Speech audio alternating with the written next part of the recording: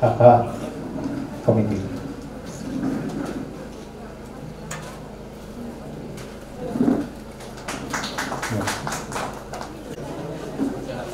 Angela Changma এটা যুৱকণ্ঠ বুলি ক'ব লাগিব অসমৰ বৰ্তমান তাৰিখত গতিকে তেওঁ আমাক যথেষ্টখিনি সময় দিয়াৰ কাৰণে আমি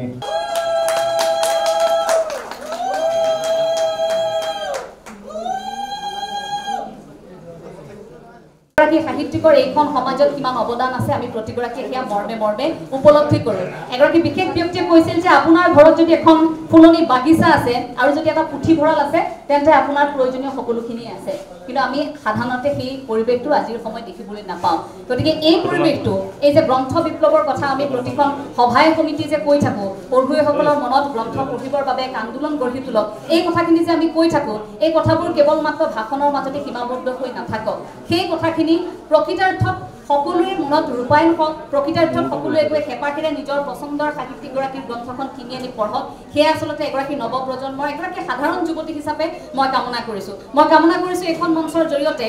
যে অসমীয়া ভাষাটোৰ প্ৰতি আমাৰ যিটো শ্ৰদ্ধা সেই শ্ৰদ্ধা সদায় অটুট থাকক আমি গৌৰৱ কৰিব নালাগে যে মোৰ ল'ৰা ছোৱালী ইংলিছ মিডিয়ামত পঢ়িছে তেওঁ অসমীয়া ক'ব নাজানে আজিকালি বহু অভিভাৱক এনেধৰণৰ আছে আমাৰ এই ইংলিছ মিডিয়ামতে দিছোঁ জানা তাই একো বুজিয়ে নাপায় আংকলক নমস্কাৰ কোৱা আণ্টিক নমস্কাৰ কোৱা এনেকৈ কয় আমাৰ ইমান সুন্দৰ শব্দ পেহা পেহী জেঠাই জেঠু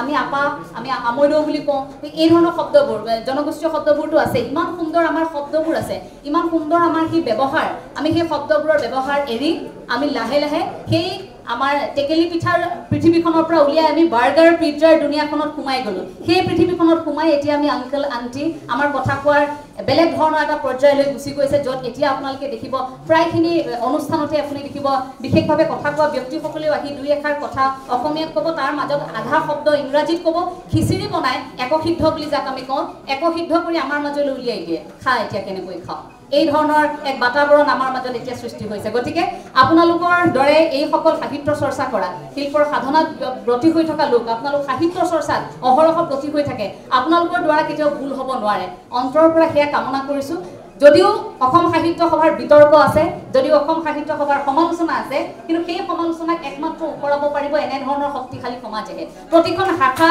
প্ৰতিখন জিলা শাখাইহে পাৰিব আজি ইমান সুন্দৰকৈ ইয়াত যে মধ্যকালীন অধিৱেশন লখিমপুৰ জিলা সাহিত্য সভাৰ আয়োজন কৰিছে মধ্যকালীন এই অধিৱেশন লগতে বগীনদী শাখা সাহিত্য সভাৰ উদ্যোগত আপোনালোকে ভাবকচোন এইকেইটা দিন আপোনালোকে অনুষ্ঠানটো সফল কৰিবলৈ ইমান কষ্ট কৰিছে আপোনালোকে ইমান লাগিছে এই অনুষ্ঠানটো সাফল্যমণ্ডিত হওক ভালৰো ভাল ব্যক্তিসকল আহক আমাৰ গ্ৰন্থবোৰ সকলোৰে মাজলৈ যাওক পঢ়ুৱৈসকলে এই কথাবোৰ পঢ়ি অনুধাৱন কৰক তেওঁলোকৰ অন্তৰত কথাবোৰ লাগক এই কথাবোৰ যদি আপোনালোকৰ ফলপ্ৰসূ নহয় এই উদ্দেশ্যটো যদি সফল নহয় আপোনালোকে বাৰু অন্তৰত কম দুখ পাবনে যদি আপোনালোকৰ এই অনুষ্ঠানটো চলাই থকা কোনোবাখিনিত বৰমূৰীয়াৰ ওপৰত আঙুলি আহে যদি সভা সমিতিক লৈ তৰ্ক বিতৰ্ক হয় এই কথাবোৰে বাৰু আপোনালোকক দুখ নিদিয়ে নে আপোনালোকৰ দৰে বিশেষ ব্যক্তিসকল আপোনালোকৰ দৰে কাম কৰা ব্যক্তিসকল যেতিয়া তৃণমূল পৰ্যায়ত থাকিব কোনো অনুষ্ঠান কেতিয়াও বেয়া হ'ব নোৱাৰে অনুষ্ঠানটো আচলতে বেয়া নহয় বেয়া কৰে এই যে এপাচি শাকত এটা যদি আলুৰ এটা যদি বেয়া আলু থাকে সেই আলুটোৱে নিশ্চয়কৈ বাকী আলুখিনি বেয়া কৰি দিয়ে সেই আপোনালোকে জানে গতিকে মানুহৰ স্বভাৱজাত কিছু বৈশিষ্ট্য থাকে ব্যক্তিৰ সমালোচনা হোৱা উচিত কিন্তু অনুষ্ঠানৰ সমালোচনা হ'ব নালাগে মই সেয়া ভাবোঁ অসম সাহিত্য সভা সমালোচনা কৰিবলৈ অন্ততঃ সেইসকলেও সেই গুণখিনি আয়ত্ব কৰিব লাগে সেই কথাখিনি অন্তৰৰ পৰা ভাবোঁ মই ক'ব বিচাৰিছোঁ শেষত খুব চমুকৈ এই বগীনৈৰ বিষয়ে বগীনৈৰ ঐতিহ্য বহন কৰি আছে বগীনৈপুৰীয়া প্ৰতিগৰাকী লোক আপোনালোক সাহিত্যৰ ক্ষেত্ৰত যথেষ্ট আগ্ৰহ জানো আমাৰ লখিমপুৰ ধেমাজি এই দিশৰ লোকসকলক আচলতে নামনিৰ দিশে আমি যেতিয়া যাওঁ সকলোৱে কয় যে সেইফালে কবি সাহিত্যিকৰ সংখ্যাটো ইমান বেছি কিয় মোৰ মনত কয় মোৰ এটা অনুভৱ হয় যে আমাৰ ফালে নৈ উপনৈ আমাৰ প্ৰাকৃতিক পৰিৱেশটো ইমান সুন্দৰ তাৰ বাবে হয়তো আমি সকলোবোৰ ইমান কাব্যিক নেকি কথাটো হয় নেকি বাৰু আমাৰ পৰিৱেশবোৰ ইমান সুন্দৰ আমাৰ মানুহবোৰ ইমান সুন্দৰ যে যিকোনো এটা কথা লিখিবলৈ পঢ়িবলৈ সেই পৰিৱেশটো আমি পাওঁ নৈ উপনৈৰ সংখ্যা বৃদ্ধি হোৱাৰ বাবেও কিন্তু আমাৰ সেই মনবোৰ ইমান সতেজ সেইবাবে হয়তো আমি ইমান সুন্দৰকৈ হাতত কলম তুলি ল'ব পাৰোঁ গতিকে বগীনৈৰ সৈতে জড়িত হৈ থকা প্ৰতিগৰাকী বিষয়ববীয়ালৈ মই বিশেষকৈ কৃতজ্ঞতা জ্ঞাপন কৰিছোঁ সম্পাদিকা গায়ত্ৰী ভূঞা সোণোৱালক দুগৰাকী কন্যাৰ মাতৃ তেখেতে সকলো কাম আজৰি কৰি শেষ কৰি নিশাটো যেতিয়া হাতত কলম তুলি লৈ কিবা এটা লিখিবলৈ কেতিয়াবা মোলৈ পঠিয়াই মা এইটো লিখিছিলোঁ চাবাচোন সেই মানুহগৰাকী যেতিয়া গোটেই জীৱনটো নিজৰ ভাল লগা কামবোৰ বিসৰ্জন দি শেহতীয়াকৈ এতিয়া আকৌ নিজক বিচাৰি ল'বলৈ শিকিছে সেই মানুহগৰাকীক দেখাৰ লগে লগে মোৰ মনটোৱে কয় যে এনে নাৰী আমাৰ অসমততো এতিয়াও বহু চুকে কোণে আছে, এতিয়াও বহু আছে পাকঘৰত ভাতকেইটা ৰান্ধি থাকোঁতে গুণগুণাই থাকে। তেওঁ গান গাব বিচাৰিছিল, কিন্তু সেই সপোনটো ক'ৰবাত এৰি থৈ আহিল, বিয়া হৈ আহিল, এইখন ঘৰত নোৱাৰিল। তেওঁ কিবা এটা লিখি ভাল পায়, লিখিব বিচাৰিছিল, কিন্তু লিখিব নোৱাৰিল, বিয়া হৈ আহিল এইখন ঘৰলৈ। এই যে সপোনবোৰ ক'ৰবাত নাৰীসকলে এৰি থৈ আহিছে, তেনে সপোন জাগ্ৰত কৰোৱাৰ বাবে গায়ত্ৰী ভূঞা সোণোৱালৰ দৰে মহিলা আদৰ্শ হোৱা উচিত, এক উদাহৰণ হোৱা উচিত, মই সেয়া কামনা কৰিছোঁ। শেষত আপোনালোক সকলোকে শ্ৰদ্ধা জনাইছোঁ। অনুষ্ঠানটোৰ কথাবোৰ বৰ বেছি দীঘলীয়া নকৰোঁ, কাৰণ ভাষণ আমাৰ অসমত বহু হ'ল, ভাষণ বহু ঠাইত বহু লোকে ভাষণ দিয়ে, ভাষণৰ মাজত শেষত খোৱা বোৱাৰ প্ৰসংগটোতে ভাষণবোৰ শেষ হৈ গোটেই মিটিংখনৰ আমাৰ আলোচনাটো শেষত সেইটোৱে থাকিবগৈ যে আজি কি খুৱাইছিল, কেনেকুৱা লাগিল, আপ্যায়ন কেনেকুৱা আছিল, এই কথাটোত সীমাবদ্ধ হৈ থাকে। কিন্তু অসম সাহিত্য সভা এই ক্ষেত্ৰত পৃথক। এই পৃথকতা সদায় থাকক। প্ৰতিগৰাকী ব্যক্তিৰে কিছু নিজা বৈশিষ্ট্য আছে, পৃথক শৈলীৰে উপস্থাপন কৰে, সেই উপস্থাপন শৈলী প্ৰতিগৰাকীৰে বহুত লাগক, এই কথা মই কামনা কৰিছোঁ। খুব সুন্দৰকৈ কেইবাটাও কবিতা, কেইবাটাও প্ৰসংগ ইয়াত উল্লেখ কৰিছে, লগতে বগীনদীক লৈ আচলতে বহুখিনি কথা ইয়াত প্ৰকাশ কৰিছে। গতিকে সেই কথাখিনিৰ বাবেও মই কৃতজ্ঞতা জনাইছোঁ, কাৰণ ইয়াত প্ৰথমে উল্লেখ কৰিছিল বগীনদীৰ ইতিহাসৰ আঁত বিচাৰি। এই কথাখিনিৰ জৰিয়তে এনেধৰণৰ আচলতে প্ৰবন্ধ, এনেধৰণৰ উপস্থাপন শৈলীয়ে আমাৰ পিছৰ প্ৰজন্মৰ বাবে একোটা সমল দি থৈ যায়। আপোনালোকে হয়তো জানে, বহুকেইগৰাকীয়ে সুধাকণ্ঠ ডক্টৰ ভূপেন হাজৰিকাদেৱ জীৱিত অৱস্থাত থাকোঁতে প্ৰথম তেখেতৰ গীতত আৰু তেখেতৰ কবিতাত নিৰ্দিষ্ট এক বিষয়বস্তু, এই মুহূৰ্তত মই তেখেতৰ বিষয়টো পাহৰিছিলোঁ, কিন্তু সেই বিষয় সন্দৰ্ভত তেখেতে PhD কৰিছিল, গৱেষণা কৰিছিল। তেখেতৰ বাবে আপোনালোকে কৃতজ্ঞতা জ্ঞাপন কৰা উচিত। এইগৰাকী ব্যক্তিয়ে সুধাকণ্ঠ ডক্টৰ ভূপেন হাজৰিকাদেৱৰ সান্নিধ্য লাভ কৰিছিল। গতিকে ভাবকচোন, তেখেতে যেতিয়া লগ পায় সেই তথ্যসমূহ ৰাখি আজি গৱেষণা কৰি উপস্থাপন কৰি থৈ গ'ল গ্ৰন্থৰ মাজেৰে, সেইবাবে আমি সমল হিচাপে পিছৰ প্ৰজন্মই পালোঁ। কালি যতীন গোস্বামী ছাৰৰ ঘৰলৈ গৈছিলোঁ, ছাৰে কৈছিল যে কলাগুৰু বিষ্ণুপ্ৰসাদ ৰাভাই মোক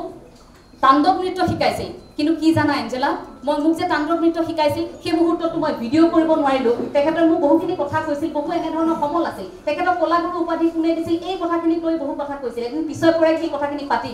সেই মুহূৰ্তত কৈছিল, মোৰ হাতত কোনো মোবাইল নাছিল, মোৰ হাতত ভিডিঅ' কৰি ৰাখিব পৰা কোনো সমল নাছিল, সেইবাবে বহু কথা তেনেকৈ ৰৈ গ'ল। তেনেকৈ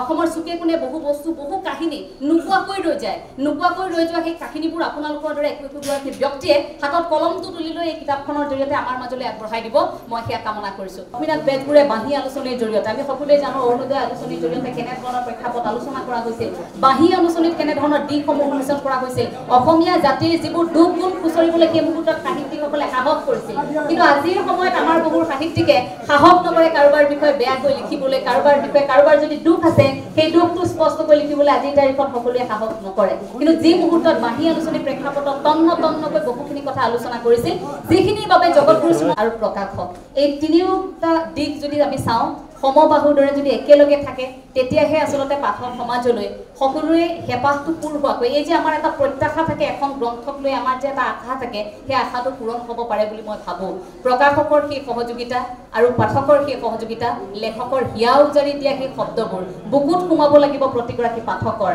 আমাৰ মাজত আমাৰ যদি ভোক লাগি আছে, মোৰ যদি ভাত খাবলৈ মন গৈ আছে, সেইখিনি সময়ত যদি মই পানী খাওঁ অথবা গাখীৰ আৰু ব্ৰেড খাওঁ, তেতিয়া মোৰ সেই ভোকটো নুগুচে। মোৰ ভাত খাবলৈ মন গৈছে মানে ভাতেই খাম সেইখিনি সময়। গতিকে এই কিতাপখনৰ পৰা, এই গ্ৰন্থখনৰ পৰা যদি মই আশা কৰিছোঁ এয়া মই এনেকুৱা এটা তৃপ্তি বিচাৰিছোঁ, সেই তৃপ্তিটো যদি মোৰ বুকুখনে নাপায়, সেই তৃপ্তি যদি মোৰ মন মগজু হৃদয় নাপায়, তেতিয়া হয়তো আমি সেই গ্ৰন্থখন দুনাই আৰু উলিয়াই নপঢ়োঁ। গতিকে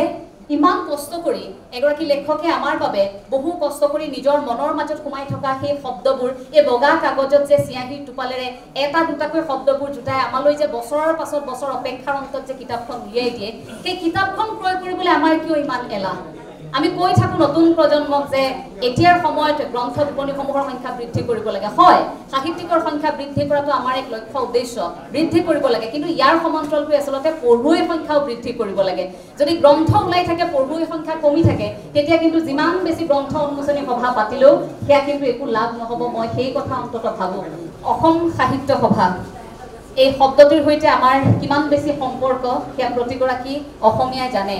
সেই যে হাতত কুঁহিপাত কিতাপখন তুলি লৈছিলোঁ, সেই অফলাখন, এই স্বৰবৰ্ণ যেতিয়া আৰম্ভ কৰিছিলোঁ, হাতত তুলি লোৱা সেই অফলাৰ কিতাপখনৰ পৰা, কিতাপৰ মাজত নৱম দশম শ্ৰেণীত মনে মনে লুকুৱাই উপন্যাস পঢ়াৰ সময়খিনিৰ পৰা, মনে মনে ৰঞ্জু হাজৰিকাদেৱৰ কিতাপ পঢ়াৰ পৰা, মনে মনে প্ৰিয় সাহিত্যিকগৰাকীৰ কিতাপখন সাঁচতীয়া টকাৰে কিনি অনাৰ পৰা, আৰু বুক ফেয়াৰত গৈ এতিয়া হৈ থকা যিবোৰ আমাৰ খুব সুন্দৰকৈ গ্ৰন্থমেলা অনুষ্ঠিত কৰা হয়, সেই অনুষ্ঠানত মন পচন্দৰ কিতাপখন কিনি আনি পঢ়ালৈ বৰ বেছি দীঘলীয়া এক যাত্ৰা নহয়। কিন্তু সেই সৰুতে দেউতাই হাতত বুজি দিয়া কিতাপখন আৰু এতিয়া নিজে গৈ গ্ৰন্থমেলাত নিজৰ পছন্দৰ সাহিত্যিকগৰাকীৰ কিতাপখন বুটলি আনি পঢ়াটো কিনি আনি পঢ়াৰ মাজৰ যিটো মাদকতা সেইটো খুব সুকীয়া কিন্তু তাৰ পাছতো আজিৰ প্ৰজন্মই সেই গ্ৰন্থমেলালৈ যায় অধিকাংশ কেৱল মাত্ৰ সেলফি উঠিবলৈ কেৱল মাত্ৰ সমনীয়াৰ সৈতে গ্ৰন্থমেলাৰ কাষতে যে অকণমান ফাষ্ট ফুডৰ দোকান কেইখনমান হয় তাক এটা ঘুমুকি মাৰিবলৈ যায় যিটো আমাৰ বাবে অতিকৈ দুৰ্ভাগ্যৰ কথা অবিনষ্ট এই চুলি যুৱকৰ কিয় অবিনষ্ট এই চুলি যুৱকৰ কিয় অবিনষ্ট এই চুলি যুৱকৰ কিয় দুৰন্ত আশাৰ বন্যাত পথমাৰি ভাগৰি ভাগৰি পৰি খণ্ড বিখণ্ড জীৱনৰ ছন্দ সমস্ত তাকে ধৰি খেলা কৰি আনিছিল মাথো তাকে দুহাতেৰে ধৰি কিন্তু ধুমুহাৰ হুংকাৰ তাৰ হুংকাৰ শুনি শুনি বাৰে বাৰে প্ৰচণ্ড হতাশাত ভাঙি পৰে প্ৰচণ্ড হতাশাৰ চিৎকাৰ স্বপ্নভংগৰ হাহাকাৰ তাৰ বাবে মৃত্যু কি শ্ৰেয় পিতৃ মাতৃ তাৰ হতাশাত ভাঙি পৰে মহাশূন্য সাৱতি জীৱনে গতি কৰে শূন্য মহাশূন্য আশূন্য জীৱনৰ স্বপ্ন এক পানীয়ৰ দৰে পণ্য জীৱন শূন্য নগণ্য এক বিৰাট দন্য তামস আসন্ন ফুলৰ দৰে ছিন্ন ভিন্ন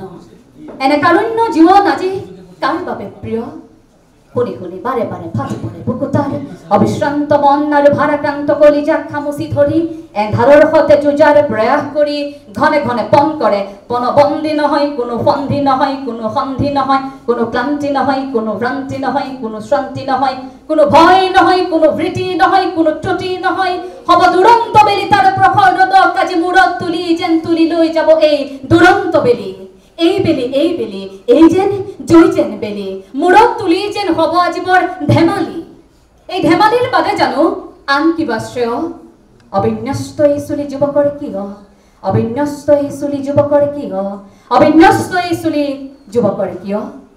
হাতত কলম তুলি লোৱা প্ৰতিগৰাকী সাহিত্যিক প্ৰতিগৰাকী লেখক সদায় কুশলে থাকক বগিনৈ পৰিয়া প্ৰতিগৰাকী ব্যক্তি কুশলে থাকক আপোনাৰ হবৰ চৰণত অশেষ শ্ৰদ্ধা জনাই মই এঞ্জেলা চাংমাই মোৰ ক'বলগীয়া দুআষাৰ ইমানতে সামৰণি মাৰিছোঁ কথাখিনি কওঁতে ভুল হ'ব পাৰে আপোনালোকৰ সন্তান বুলি আপোনালোকে ক্ষমা কৰিব নমস্কাৰ